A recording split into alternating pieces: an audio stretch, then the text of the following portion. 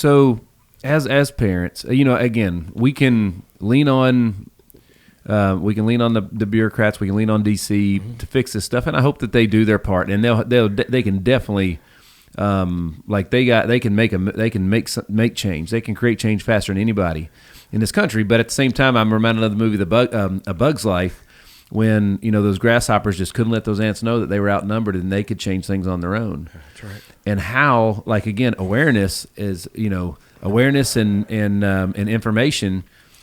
I still think this country's filled with amazing, great people, and if we all came together and we knew about it, if we all got the right messaging, there's ways that we could help fix it. There's so much we could do, right? Nick, I love you for a lot of reasons. I have chill bumps right now. Okay. You're exactly right. If we watch the news, we look like a country of misfits who hate each other. Yeah. I do not find that to be true. I think we have great people in this country, and I think we rise to challenges. And I think this one is a challenge that we will rise to. The problem I see right now is we need a uniting voice. There's too many splinter groups. And there's also too many people out there that have their own agenda. Yeah. And I'm going to hit the recovery community here for a second. Okay. The recovery community. Too many people in the recovery community think the only way to get into recovery is how I got here. Not true. There are 1,000 different paths to recovery, Nick. And so the long-term answer to this is something I believe in, and I believe it's what makes this country great, and that's community and relationship. If you look through our history, when we have been challenged, we have risen to that challenge. And you can look back at our history of wars, World War II being the biggest example. We have risen to challenges, and I think we will continue to do so. We need a uniting voice. We need to put aside our own agendas. And we need to get back to where it takes a village, and it needs to be about community and relationship. One of the things that you and I get to do in February, and we've got to do it for the past few years, is we get to go to D.C. and we get to hang out with some folks. And there's some good stuff that we do, but really the fun part is how you and I got to know each other. And you start to learn about other people's hurts, their fears, their challenges, the things they've overcome. And then all of a sudden you've got this group of people that are starting to unite, that really know each other and can start to pull things together, just like you're doing here on the Hitstreak with the people you've had, right? You've met Troy Sandifer and you've met the folks from Smiles from Recovery, and you see how we're starting to pull together. And I think that's the biggest change that I've seen in the last 2 years since I was on the Hitstreak. Again, the skeletons, the crosses that we all bear, man, they're heavy. And the reason that knowing that there's people in my family that have teeth that are not comfortable, and that they look okay on the surface, but it's ongoing. It's never comfortable. It's never what it was, and so it's a subconscious reminder that's just 24/7 nonstop that you messed up. And man, that again, it's crippling weight. It's absolutely crippling. So for me, the big thing that 2 years ago is Narcan good or bad, right? It's well, if they're not here, they're not saved, right? So keeping them alive, however it takes, keeping them alive is number one. And I'm still new to this and I'm learning a lot, but it seems like the teeth makes a big impact. It's a huge impact. We've hit on it a little bit already, but I want to touch on shame, because we've already talked about it a couple of times. Shame, that's it. Shame is a huge deal, but there's actually a spiritual gift of shame, and this is really cool, Nick. I promise you, it's cool. So shame can go one of two ways, right? In the impaired form, shame becomes toxic shame. And shame is not, I've done something wrong. That's guilt. Shame is there's something wrong with me, right? And so if you're living in the impaired state, things are toxic shame. Oh, I see this, and I go back to that place, and now I'm wallowing in it, and it just you can almost wear it. Healthy shame leads to humility, and humility is a good thing. And so I think about this, in my teeth, luckily, I've had some great folks helping me, and I've gotten them in a lot better shape. But what you can't see is my left ankle, and Nick can see it here in the studio because he sees this great big scar on my left ankle. And every morning when I'm putting my socks and shoes on, I see that. And that big scar on my left ankle came from an unnecessary surgery. Completely unnecessary. My ankle wasn't hurting. I'd ruptured my Achilles tendon years before, and so it became an excuse. Oh, this is hurting. You can clearly see I've had problems with this from the previous surgery. And so I actually had a second surgery in order to further justify my need for pain medication. Wow. And I am a trained physician. I practice internal medicine. I subjected myself to general anesthesia, an open surgical procedure on my left ankle, and then the recovery period in order to just get pain pills. And every morning when I look down, I see that scar. Right. That's my teeth.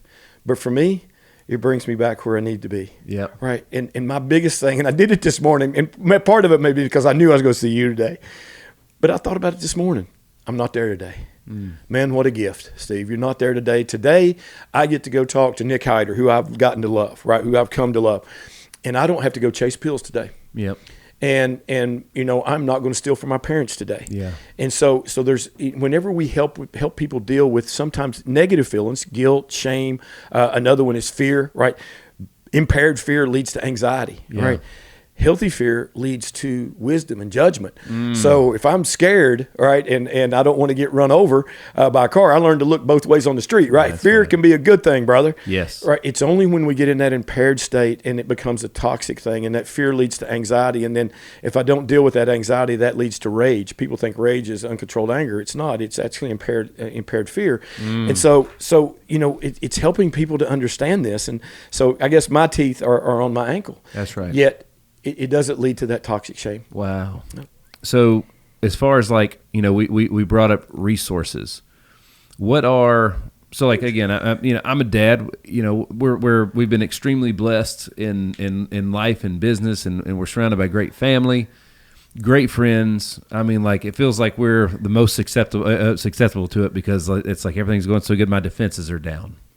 You know what I mean? So what are some, but also I am aware and I want to do something about it. So what are some of the resources maybe that folks are literally sitting on their hands and they don't know?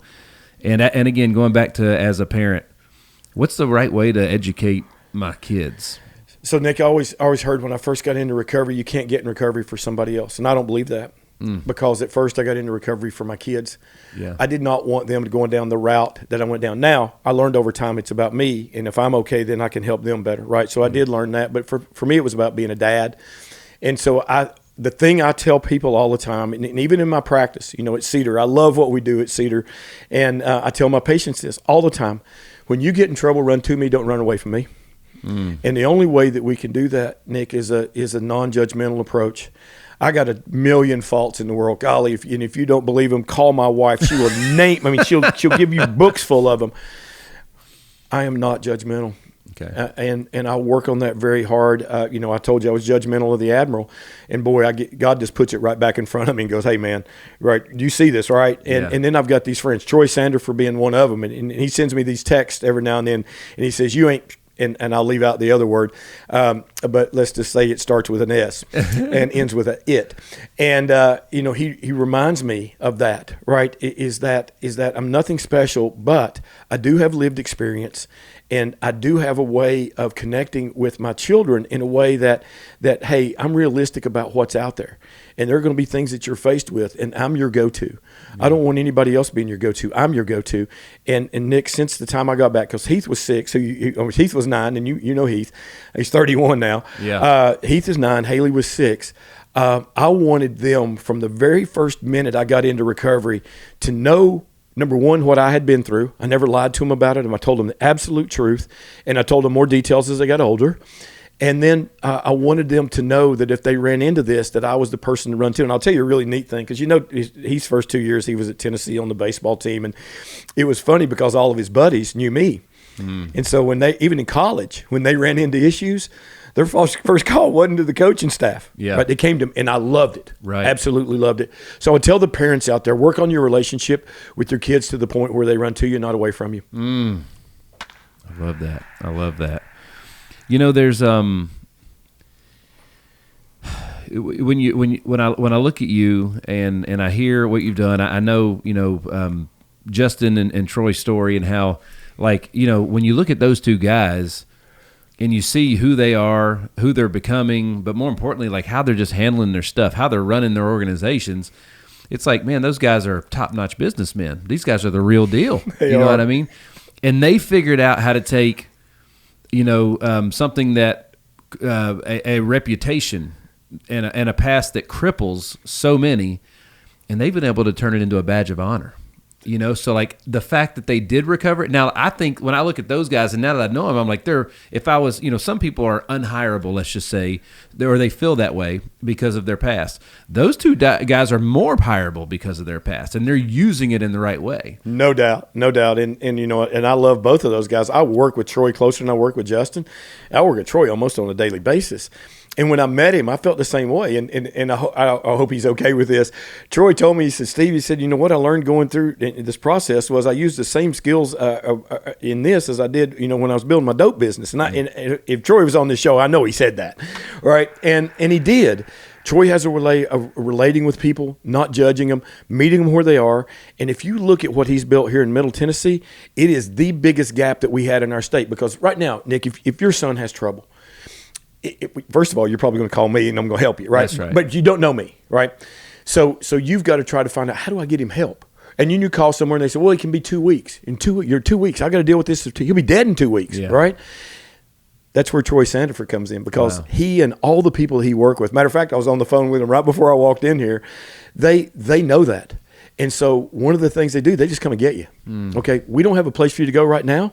We don't have a treatment facility for you, but we've got a house. And we've got meals, and we got people who are going to love on you and care about you until we figure out where to get you.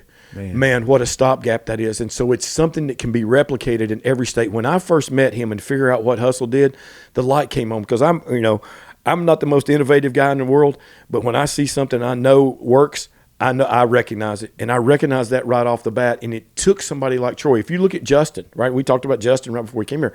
Smiles for Recovery, what they're doing. They saw a need. They knew how big it was, and they had the ability to fix it. And now you start bringing this community of people together. Troy meeting people where they are.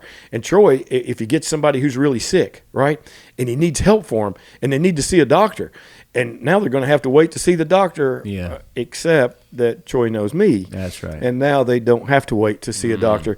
And that's where I talk about community and relationship. And then we get them down the path in the road to recovery.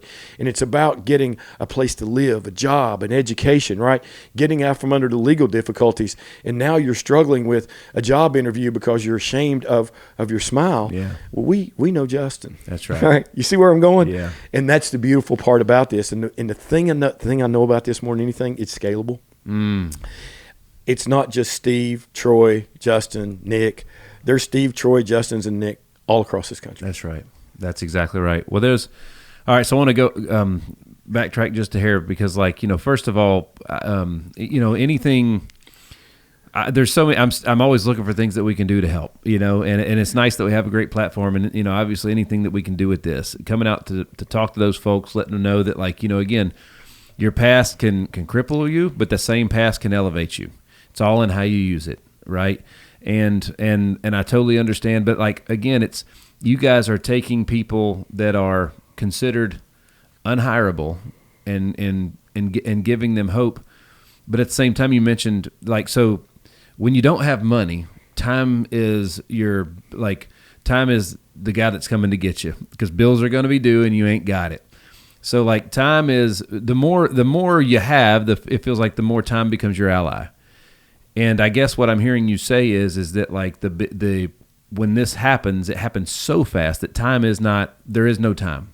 There isn't time. There is no time. So time. So and what's happening is the community is learning to collapse that time, right, to get the people help before it gets out of control or terminal. It's a message I always start with, Nick, and you and I talked about it the first time we got to do this, is because we were talking about Narcan and overdose reversal drugs. I have not figured out how to work with dead people. And there are a lot of people around me now that see that and understand that, and the community is rallying around it. It is a different place. We got to be a little bit careful here in Tennessee, because Nashville, the greater metro Nashville area, is not the rest of the state. We can just go a few counties up, and I'll give Putnam as an example, or Overton. It's much more difficult there because of the stigma that's still associated with addiction. And so I'm taking the Opioid Abatement Council to Overton County here in a few weeks because I want to shine a light on it. And I love church, and I love the spiritual part of really my life. Nick, I'm not perfect, but it is a big part of my recovery. But it can also be detrimental to people who've been damaged in the church in the past. And I think we have to recognize that. And I'm going to tell you this. If I break my leg, I'm going to pray.